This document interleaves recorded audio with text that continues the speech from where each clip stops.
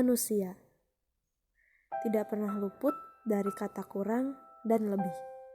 Begitulah manusia yang mempunyai segala kekurangan dan kelebihan. Tidak ada manusia yang sempurna di dunia ini, karena pada hakikatnya kesempurnaan hanya miliknya. Tenang, pada dasarnya manusia itu berharga. Kekurangan kamu gak akan pernah bikin kamu menjadi orang yang payah ataupun tidak berharga. Kamu tetap keren, kamu tetap hebat, terlepas dari segala kekurangan dan kelebihanmu. Assalamualaikum warahmatullahi wabarakatuh. Halo teman-teman, gimana nih kabarnya? Semoga di kondisi pandemi ini, baik kesehatan fisik maupun mental kalian tetap terjaga ya. Oh iya, perkenalkan, nama saya Hifdiah Nur Aziza. Pada kesempatan kali ini, aku mau ngajakin teman-teman nih buat merefleksikan kembali tentang sebuah komponen utama dalam kesehatan mental, yaitu tentang penerimaan terhadap diri sendiri atau yang sering disebut self-acceptance. Tapi sebelum ngebahas ke topik yang lebih dalam, aku mau nanya dulu nih ke kalian. Di umur berapa sih kalian sudah mulai bisa menerima segala kekurangan dan kelebihan kalian? Dan aku mau nanya lagi, coba sebutin kelebihan dan kekurangan kalian. Aku itu 1-5 ya. Nah, kalau yang berkenan, boleh nih sebutin kelebihan dan kekurangan kalian di kolom komentar ya. Nah, ayo hitung bareng-bareng. 1, 2, 3, 4, 5. Nah, buat yang udah tahu kelebihan dan kekurangan kalian, boleh langsung jawab di kolom komentar. Nah, tapi aku yakin nih, jawaban kalian pasti lebih banyak tentang kekurangan dibanding kelebihan. Padahal penerimaan diri itu bukan hanya kekurangan saja, tetapi kelebihan diri juga menjadi komponen dalam self-acceptance. Terus sebetulnya apa sih self-acceptance itu? Menurut IVIA Dictionary of Psychology, self-acceptance berarti mengakui, menerima, dan menghargai segala potensi diri maupun keterbatasan diri. Nah, dari sumber yang sama juga menjelaskan bahwa self-acceptance merupakan komponen utama dalam kesehatan mental. Jadi, buat teman-teman yang belum bisa menerima dan menghargai kekurangan dan kelebihan yang ada dalam diri sendiri, maka kesehatan mentalnya patut untuk dipertanyakan. Nah, kenapa sih kelebihan diri juga harus kita terima? Jadi gini nih teman-teman, banyak loh orang yang mempunyai kelebihan diri tapi mereka tidak mengakuinya. Contohnya gini, misalnya ketika kita menemui orang yang jago banget dalam public speaking, terus kita bilang, ih gila ya kamu hebat, keren banget. Nah, buat orang yang tidak bisa menerima kelebihannya itu, mereka akan menolaknya. Apa sih? Enggak kok, aku biasa aja kok, gini aja, banyak yang salah tadi juga. Nah, itu salah satu orang yang belum bisa menerima kelebihan diri sendiri. Nah, selain itu, self-acceptance juga, dalam proses menerapkan self-acceptance, berarti kita juga harus menerapkan menerima kekurangan kita. Nah, sebenarnya dalam hal ini kita kadang sering terfokus pada kekurangan yang ada dalam diri kita. Kekurangan itu yang kadang menjadikan kita sering merasa insecure dan akhirnya kurang bersyukur atas nikmat yang telah Allah berikan kepada kita. Padahal setiap manusia pasti mempunyai kekurangan, dan kekurangan itu tidak akan menjadikan kamu menjadi seseorang yang payah dan tidak berharga. Banyak loh orang yang menjadikan kekurangan sebagai keunikan yang ada dalam dirinya. Contohnya komika.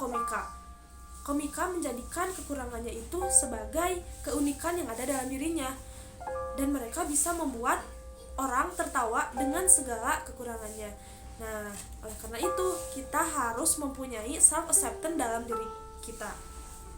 Terus gimana sih caranya agar kita mempunyai self-acceptance? Oke, aku mau kasih tips nih buat kamu yang belum bisa menerima kekurangan maupun kelebihanmu. Yang pertama yaitu untuk mengawali self-acceptance, kamu coba untuk menulis apa sih kelebihan dan kekurangan yang ada dalam diri kamu.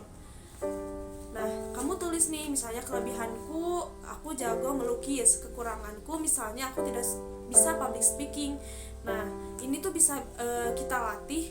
Kekurangan kamu tuh bisa kita latih, dan kelebihan kamu bisa ditingkatin lagi untuk meningkatkan potensi yang ada dalam diri kamu. Yang kedua yaitu self acceptance, membuat kamu bisa menerima segala kekuranganmu. Gini teman-teman, kita sebagai manusia pasti mempunyai kekurangan. Ada kekurangan yang tidak bisa kita ubah, contohnya kekurangan dalam hal fisik. Tapi apa iya kekurangan itu menjadikan kita seseorang yang tidak mampu melihat kelebihan yang ada dalam diri kita? Karena kekurangan yang ada dalam diri kita itu bisa menjadi sebuah keunikan.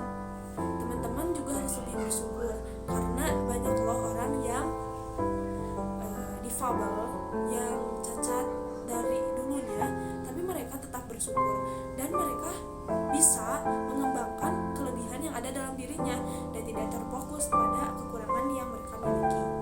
Nah, selain itu juga ada kekurangan yang bisa kita ubah. Misalnya kita tuh sulit sekali untuk public speaking di depan banyak orang. Nah, ini tuh bisa kita latih dan bisa kita ubah gitu. Nah, selain itu yang ketiga, self acceptance itu menjadikan kita tahu kelebihan dalam diri kita. Nah, tadi kan aku pernah bertanya nih di awal, coba sebutin kelebihan dan kekurangan kalian. Nah, pasti kita tuh seringnya terfokus pada kekurangan. Mungkin kalau misalnya ditanya tentang kekurangan, kita tuh akan gampang menyebutkan, aku tuh orangnya gini misalnya. Nah, sementara kalau ditanya kelebihan, kita tuh akan susah. Mungkin bisa nyebutin kelebihan kita 1 atau 2 kelebihan, padahal kita tuh banyak loh kelebihan yang kita miliki. Nah, oleh karena itu, jika kita tahu kelebihan dari dalam diri kita akan bisa meningkatkan potensi tersebut.